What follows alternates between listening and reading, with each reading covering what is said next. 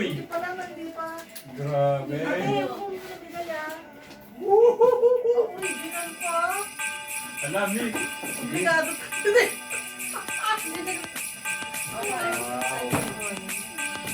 Ay.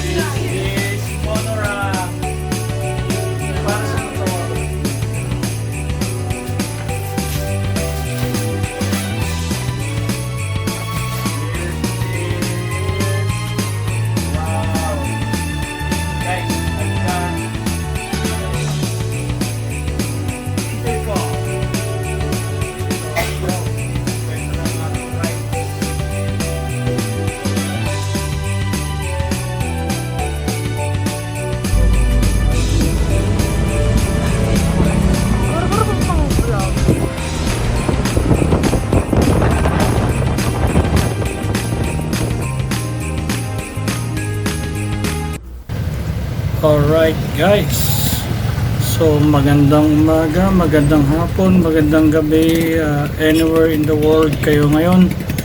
So today's vlog is all about yung mga wish list ko na nakuha this December 24 from my family. So yeah, most of my wish list are all related sa motor, so motorcycling accessories. So we opened up some gift already last December 24, so midnight. So first in the list sa mga nakuha ko is the riding jersey.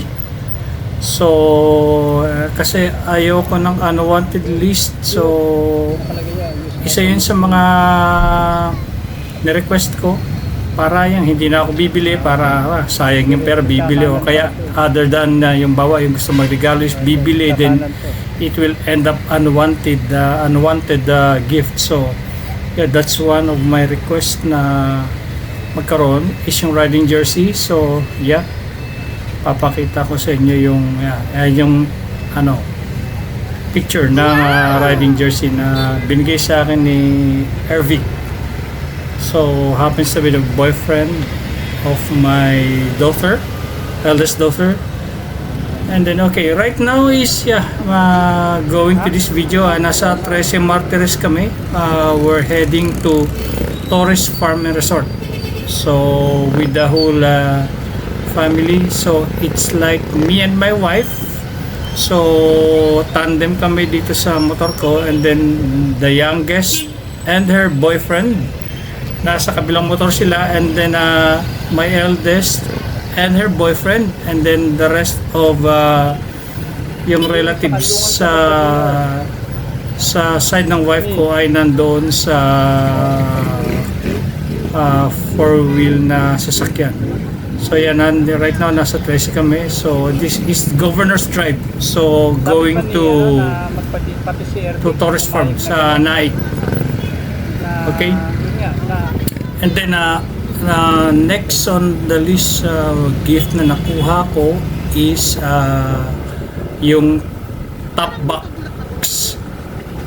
box from my youngest daughter. So medyo nagtagal ako sa yung gusto kong request sa bunso ko. So I was having like additional helmet or top box, but yeah, when nagkaroon kami ng rides ni Mrs. long ride, sabi niya nangangawit daw siya, having as a pillion ride So that's the time naisip ko na finally na top box na merong backrest. So yun, ina-request ko sa bunso ko. So yeah.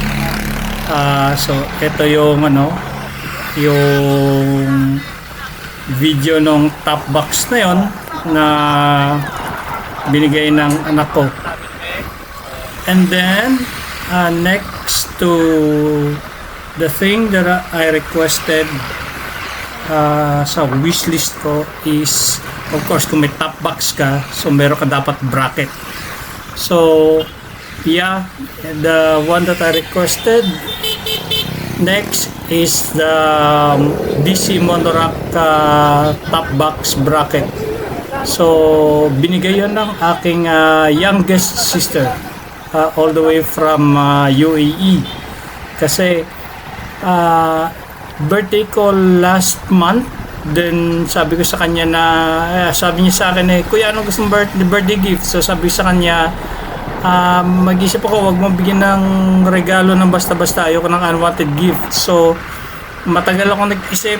Then yeah, I was saving my motorcycle, and then ngayon ko naisip, sabi ko sa kanya na pagsabayin na yung Christmas at saka yung birthday gift niya.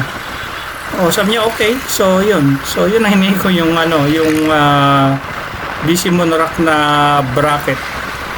So yun, actually, so ako na bumili nun. So ayun, then yun yung third wish list gift na nakuha ko sa part of my motorcycle accessories. So yeah, going to the video. So yeah, we're still here on a Governor's Drive to Panaig. So medyo maluwag yung kalye because this is around December 26. So open yung yung road. Anyway, usually naman itong Governor's Drive from Teresa to Naik is hindi naman traffic. Laging mong maluwag sa traffic tong lugar na to. So here, so you can see, yeah, dire-diretso yung takbo namin. So we enjoyed the ride, me and my wife. So medyo hinataw ko ng konti yung dyan, yung silinyador. So as you can see, parang makita mo yung broken white lines is talagang parang laser beams na hindi man mabilis. Siguro yeah, I was able to hit 70. Then yung VVA ko is nag-activate na. So yeah, hindi man ako mabilis manakbo. Sinubo ko lang dito. And then last in my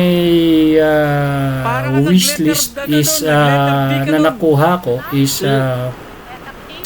intercom. So this is really like a big surprise na galing sa panganay ko. So I wasn't requesting na higher end ng intercom. So medyo sinabi sa kanya na gusto ko yun ang bigay niya sa akin, but gusto ko lang yung lang intermediate lang na brand, not brand but yung klase ng intercom, yung pwede na yung makapag-usap kami ni Mrs. habang then tama na yung pag may group ride, so kaya ng hanggang 6.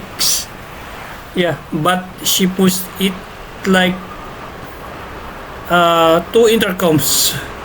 So to my surprise, yung high end ang binili niya na Fredcon na brand. So yung higher end. So sabi ko no, maybe the second intercom pwede na yung kasi kay mami niya lang between sa amin. No, hindi. Gawin mo ng parehong So galit pa siya sa akin noon. So yun, so labag man sa kalooban ko. Labag no. Yeah. So ito sa Fredcon intercom, I forgot the model, but yeah, pakita ko lang sa inyo. Yan. Andiyan yung picture nung Fredcon intercom. So yun yung binigay ng anak ko. So actually then na-pressure ako dun sa mga dun sa dalawang anak ko kasi no, unang bumili is yung intercom, unang binili, then yung bunso ko sinabi rin sa akin nung binibili namin, sabi, di, wala pa akong regalo sa'yo. So sabihin mo na, so nape-pressure ako, parang obligado ako magsabi sa kanila. So yeah, but nonetheless, it all ends na nakuha ko yung mga wish list ko. So I'm all good sa mga accessories sa motorcycling ko. Thank you.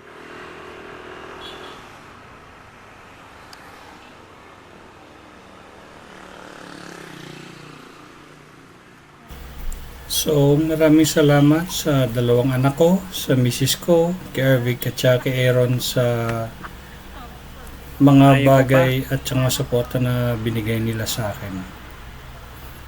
Okay, so yeah, right now, dumating na kami we are already in the Torres Farm. So, yeah, after some few minutes, so nandito na rin kami. So, yeah, we're checking for some parking inside. Yeah. So this is how we spend the Christmas holidays sa Torres Farm and Resort. Okay, so this is where the vlog ends now, and then yeah, thanks for watching, guys. Saan tayo pa park? Saan ang parking? Dito lang? May iba pa ba? Dyan na? Okay, sige.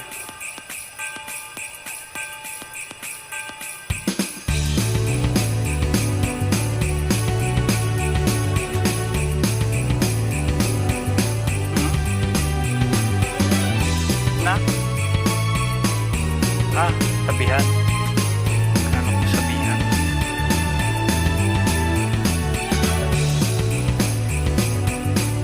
Sabi mo, tabihan. Oo, doon. Sige na, ano ka na lang.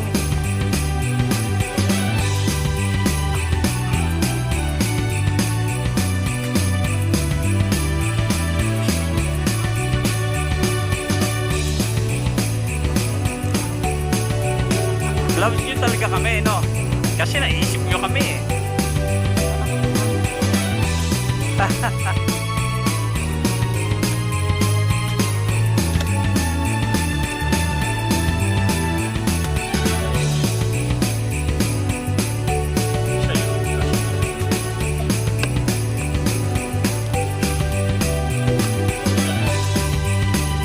mo, baliktad.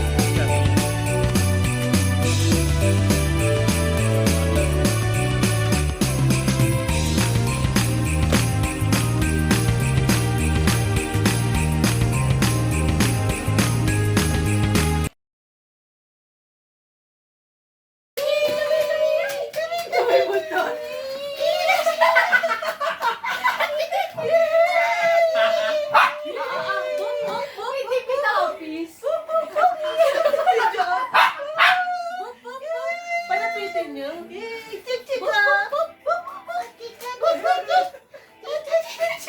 Yay! Dali, ate, dali. Okay, tama na. Oy, baka mapuli ka. Ang happy-happy niya. Tinan mo lang mo. Tinan mo. Oh. Ay, diyan ka magaling. Ang happy-happy. ka lang sa gilid. Happy siya. Mulbar ka. Ay, yung kay Chik-Chik ko bigay mo. Ate ka. Chik siya yan, ah.